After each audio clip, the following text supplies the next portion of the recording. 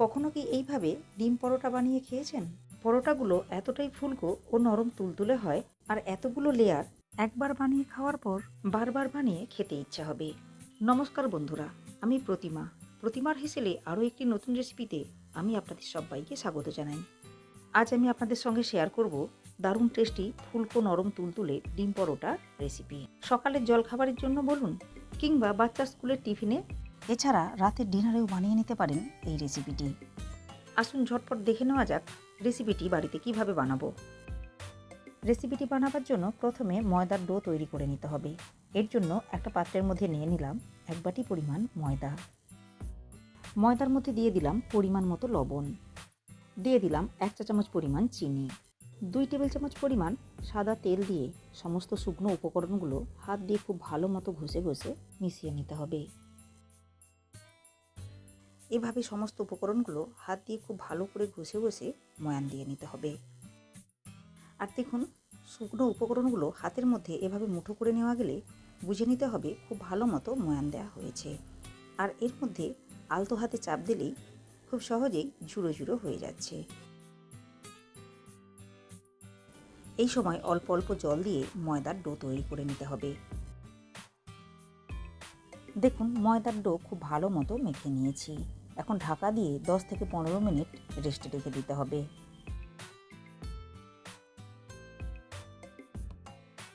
অন্যদিকে কর্নফ্লাওয়ারের একটা মিশ্রণ তৈরি করে নেব। এর জন্য একটা বাটির মধ্যে নিয়ে নিলাম 3 টেবিল চামচ পরিমাণ কর্নফ্লাওয়ার। এরপর এর মধ্যে হাফ কাপ পরিমাণ সাদা তেল দিয়ে খুব ভালো করে মিশিয়ে নিতে হবে। দেখুন, মিশ্রণটা একটা চামচের সাহায্যে খুব ভালো মতো মিশিয়ে নিয়েছি। এখন এটা সাইডে রেখে দিতে হবে। এরপর একটা বড় সাইজের পাত্রের মধ্যে 2টো ডিম ফাটিয়ে নিয়ে নিতে হবে। এরপর ডিমের মধ্যে দিয়ে দেবো পরিমাণ মতো লবণ, দিয়ে দিলাম হাফ চা চামচ পরিমাণ গোলমরিচের গুঁড়ো। এখন একটা কাঁটা চামচের সাহায্যে ডিম সহ সমস্ত উপকরণগুলো খুব ভালো করে ফেটিয়ে নিতে হবে। দেখুন, ডিম খুব ভালো মতো ফেটিয়ে নিয়েছি। এখন এটাও সাইডে রেখে দিতে হবে। 15 মিনিট পর ময়দার ডোয়ের উপর থেকে ঢাকনা উঠিয়ে নিয়ে ময়দার ডো আরও একবার খুব ভালো করে মেখে নিতে হবে।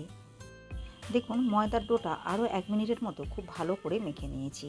এখন ডো থেকে ছোট ছোট লেচি কেটে নিতে হবে। তবে খুব বেশি ছোট করে লেচি কাটবো না।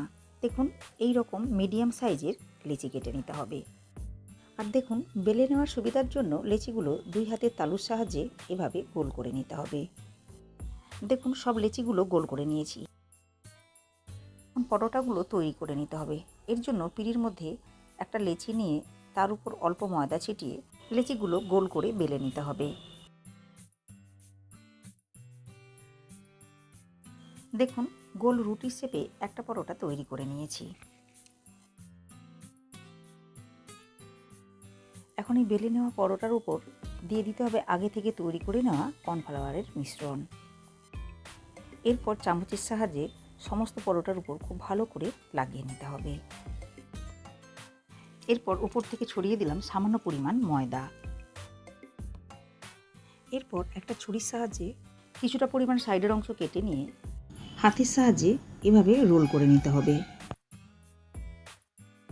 এভাবে পরোটার উপর একটু ময়দা ছিটিয়ে নিলে লেয়ারগুলো খুব সহজেই খুলে আসবে, আর দেখতেও অনেক বেশি ভালো লাগবে। দেখুন, ঠিক একটা কোণের মতো তৈরি করে নিয়েছি। আর দেখুন, এই খোলা অংশগুলো হাত দিয়ে এভাবে চেপে চেপে বন্ধ করে নিতে হবে। এরপর এটা পিঁড়ির উপর এভাবে রেখে চেপে চেপে একটা গোল লেচির মতো তৈরি করে নিতে হবে। একটু দেখে নিলেই বুঝতে পারবেন কাজটা কিভাবে করে নিতে হবে। দেখুন, আবারও একটা লেচির মতো তৈরি করে নিয়েছি। কি করে নিলে পরোটাগুলোর মধ্যে অনেক বেশি লেয়ার তৈরি হবে। দেখুন, একই রকমভাবে আমি সব পরোটাগুলোর লেচি তৈরি করে নিয়েছি। আবারও লেচিগুলো 5 মিনিট মতো ঢেকে রেখে দিতে হবে। দেখুন, 5 মিনিট পর পরোটাগুলো বেলে নিতে হবে। এর জন্য একটা লেচি নিয়েছি পিঁড়ির মধ্যে, আর আলতো হাতে পরোটাগুলো বেলে নিতে হবে। দেখুন, পরোটাগুলো খুব বেশি মোটা কিংবা খুব বেশি পাতলা করে বেলবো না। দেখুন, একটা পরোটা বেলে নিয়েছি। এরপর পরোটাগুলো হালকা সেঁকে নিতে হবে। এর জন্য গ্যাস ওভেনে একটা ফ্রাইং প্যান বসিয়ে প্যানের মধ্যে পরোটা দিয়ে উল্টে পাল্টে সেঁকে নিতে হবে। তবে খুব বেশি কড়া করে সেঁকে নেওয়ার দরকার নেই, অল্প একটু উল্টে পাল্টে সেঁকে নিলেই হবে। দেখতেই পাচ্ছেন পরোটার দুই সাইড অল্প একটু উল্টে পাল্টে সেঁকে নিয়েছি। এখন এটা উঠিয়ে নিতে হবে। এভাবে প্রথমে সমস্ত পরোটাগুলো সেঁকে নিতে পারেন, কিংবা একটা করেও পরোটাগুলো ভেজে নিতে পারেন।